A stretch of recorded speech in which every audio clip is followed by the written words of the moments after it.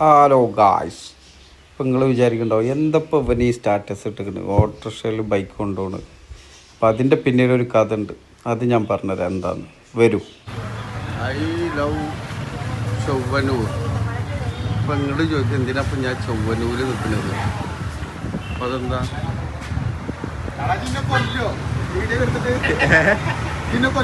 ഇത് ഇത് കലാകാരൻ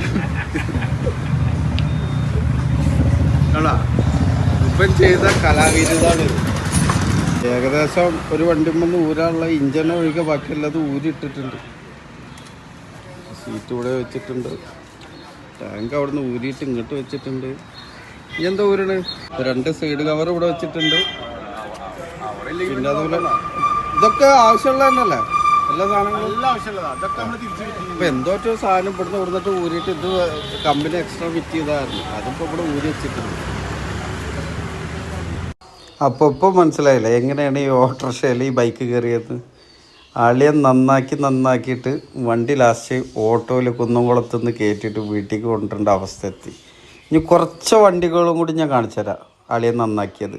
ഗായ്സ്, നമ്മുടെ വണ്ടി ഓട്ടോയിൽ വരും കേട്ടോ. ഇത് കണ്ട അദ്ദേഹത്തിൻ്റെ ആദ്യത്തെ ഒരു പരീക്ഷണമാണ് ഈ ഇരിക്കുന്നത്.